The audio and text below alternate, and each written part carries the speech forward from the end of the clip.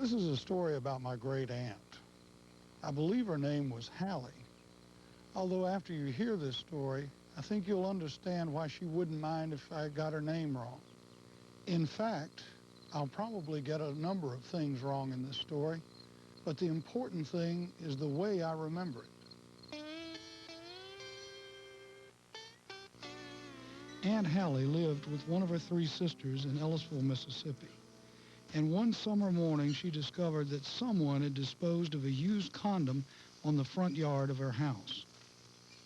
Being a simple and devoutly religious woman, it is doubtful that she had much experience with such a device. However, as she speculated on the possible source of this offensive item, she was convinced that it was infested with what she called old nasty disease. She carefully removed the thing from her yard, but there was little doubt in her mind that the area of the lawn had been infected, and nothing could be done about it. Of course, when the lawn was mowed, the disease spread throughout the yard, infecting even the smallest blade of the moist southern grass.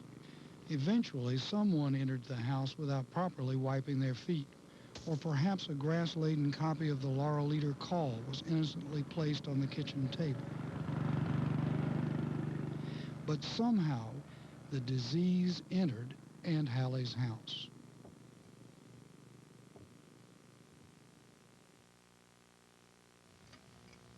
It was only a matter of time before Aunt Hallie caught the disease. Now, you must understand that although she never exhibited any of the symptoms, Aunt Hallie was convinced that she could easily infect other people. It was this belief that led her to develop some unusual behavior in her later years.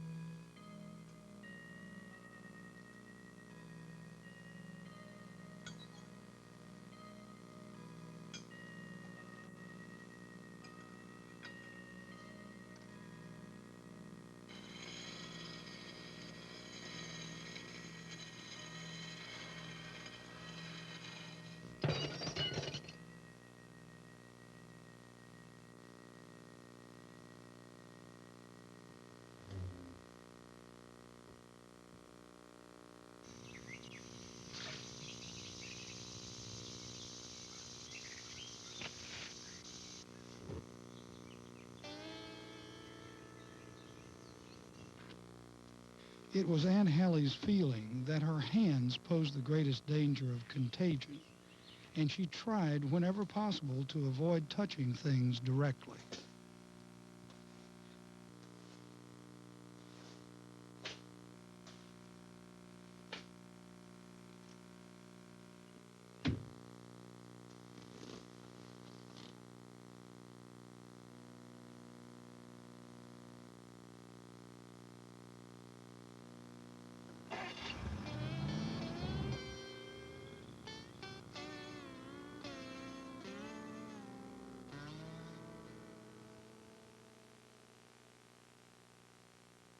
At this time, my uncle had a rocking chair in his house that was unusually low and deep.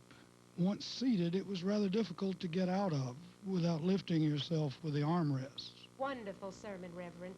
The Lord really blessed us. Yes, he did. It's such a hot day today. And you, Uncle Joe. Thank you, ma'am. Certainly. Uncle Joe, Occasionally, when visiting my uncle, Hallie would find herself deep in the rocker, trapped, since she could not in good conscience place her hands on the armrests to extricate herself from the chair. You know, my tomatoes aren't But with the help of God and the laws of physics, she overcame. wonderful tomatoes, and mine were about the same size of hers. But I heard lately that she's a little nervous. Is she?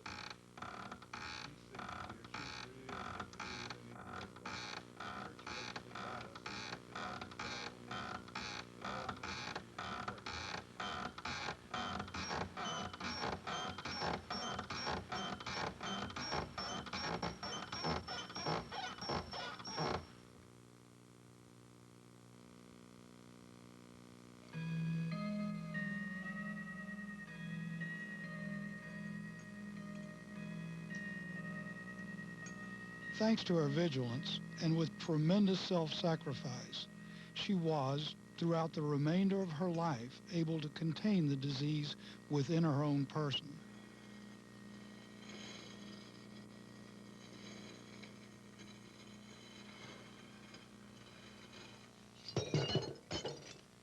But it was perhaps inevitable that Aunt Hallie herself would pay the supreme price for the rather random infection by the old nasty disease.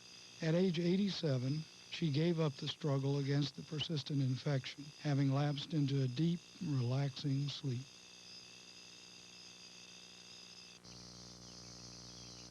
Her funeral was marked by a genuine outpouring of grief by her loved ones, who longed once more to partake of the small joys of pedestrian conversation, and maybe the opportunity to see her just once more fling herself from the deep rocker.